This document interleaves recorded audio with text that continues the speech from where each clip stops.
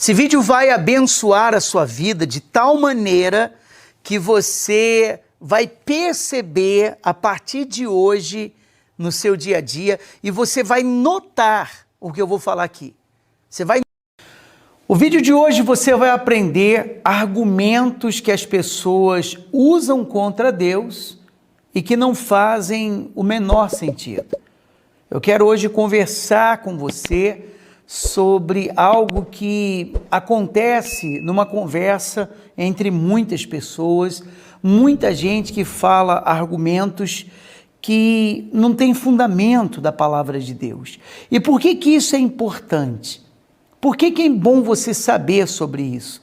Porque numa conversa que alguém usa argumentos que não tem nada a ver, acaba trazendo dúvida para o seu coração.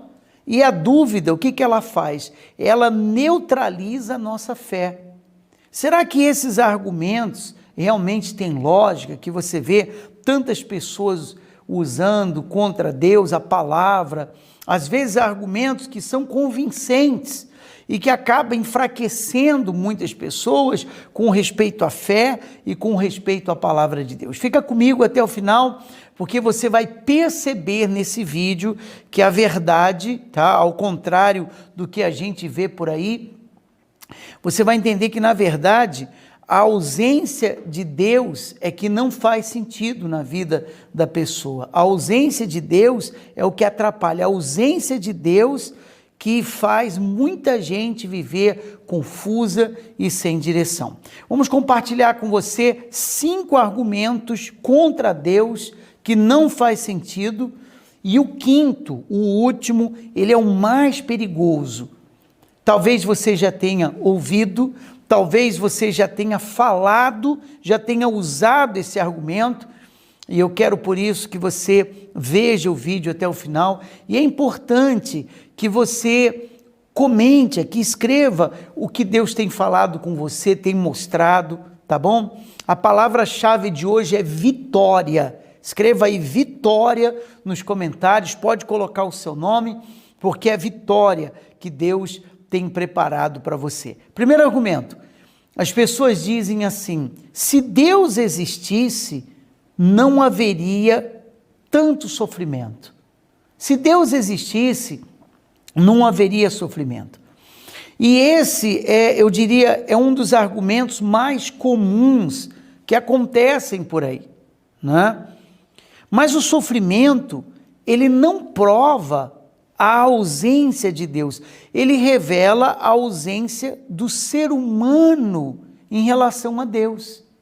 Tem aqui aquela história muito interessante, quando 2 pessoas estavam conversando e uma disse: olha, se Deus existisse, não haveria tantas pessoas sofrendo. E alguém então mostrou um homem barbudo, o cabelo sem cortar, barba grande, e disse: olha, tá vendo ali? Quando você olha aquele homem, não existe barbeiro, e era uma barbearia que eles estavam, e um deles disse: eu sou o barbeiro, existe barbeiro. Então, por que que ele está com a barba grande, o cabelo sem cortar? Porque ele precisa visitar uma barbearia para que a barba seja cortada, o cabelo, e ele fique bem. Quando você vê uma pessoa barbuda, você não pode dizer que não existe barbeiro. Do mesmo jeito que nós não podemos dizer que porque existe o sofrimento, ou porque existem muitas pessoas sofrendo, Deus não existe. Uma coisa não tem nada a ver com a outra. Deus não criou o sofrimento, mas Ele deu a cada um o livre-arbítrio. Do mesma maneira que quem está com a barba por fazer tem o livre-arbítrio de escolher se quer ir no barbeiro ou não, cuidar da sua barba. E é justamente esse livre-arbítrio que faz o mal existir, porque o homem escolheu viver longe de Deus, afastado de Deus. Tem muita gente que decide viver longe de Deus e depois culpa Deus dizendo que o sofrimento existe porque Deus não existe. No livro de Romanos, capítulo 5, versículo 12 diz: por um só homem entrou o pecado no mundo, e pelo pecado a morte.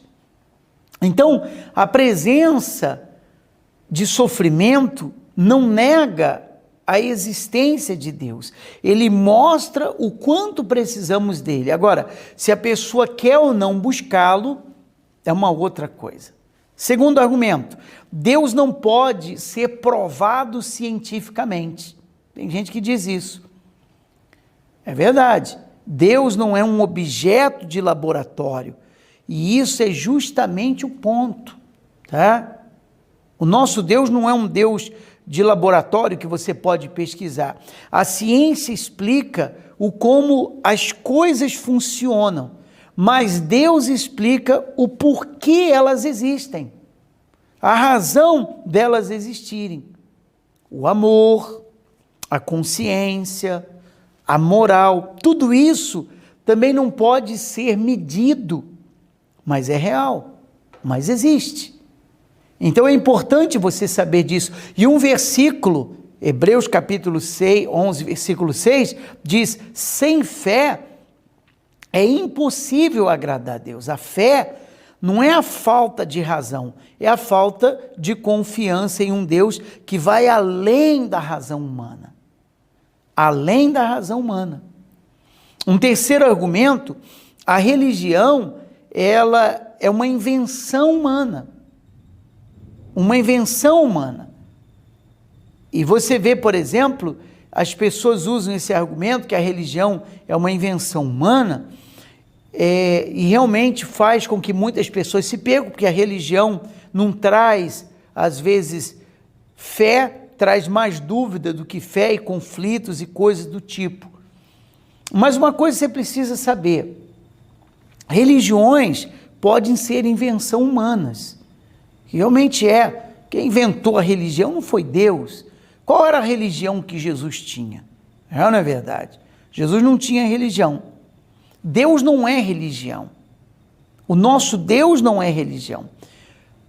O fato de existirem falsificações, ou eu diria, falsas religiões por esse mundo afora, não anula a existência do original. Ou seja, o Senhor Jesus falou da fé, falou da transformação, falou da salvação. Jesus não levantou nenhuma bandeira de religião. O homem cria religiões, mas o relacionamento com Deus vem com o próprio Deus. Você está ali em comunhão com Ele. Você entregou a sua vida a Ele. Entre você e Deus não precisa existir uma religião, né? O problema é que as pessoas dizem que ser evangélico é uma religião, ser católico é uma religião, ser cristão é uma religião. As pessoas nomeiam religiões, tudo para ela é uma religião, e por isso que existe essa discussão. O quarto argumento, a Bíblia foi escrita por homens, e eu quero falar sobre isso, razão pela qual eu aconselho você, se você ainda não fez, se inscrever no nosso canal. É só você clicar aqui embaixo, se inscrever, é grátis, você não paga nada. Clique aqui, se inscrever. Do lado vai aparecer um sininho, notificações. Ative ele para você ser lembrado dos próximos vídeos que nós estaremos sempre postando aqui, tá bom? Para ele abençoar. A Bíblia foi escrita por homens. Muita gente fala sobre isso. Ok, é verdade. Se você ler ali a palavra, sim, ela foi escrita pelos homens. Mas a própria palavra diz que foram homens inspirados por Deus. E muita gente desrespeita a palavra de Deus, porque no entendimento dela foi escrita pelos homens, como se não tivesse validade nenhuma.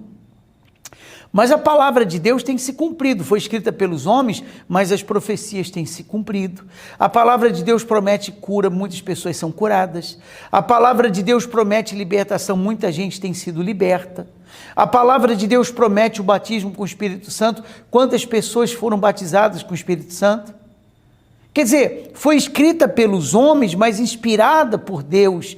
E a prova que foi inspirada por Deus é que ela acontece, ela funciona. Assim como uma caneta é usada por quem escreve, Deus usa pessoas para registrar a sua palavra.